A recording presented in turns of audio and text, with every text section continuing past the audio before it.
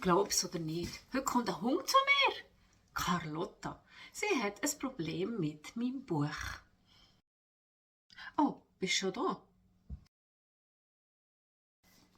Hallo.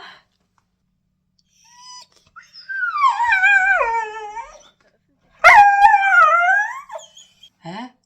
Hunde können doch nicht lesen.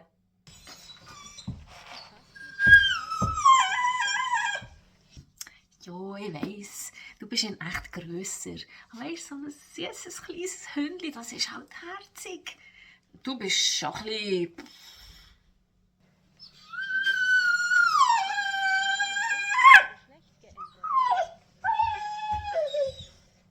Ah, das ist künstlerische Freiheit.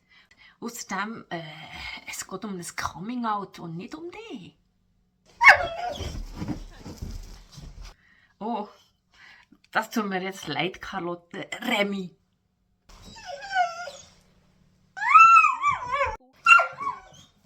Zerstören? Unmöglich, das Buch ist vergriffen. Das sagt eigentlich alles. Klick dich sofort weg.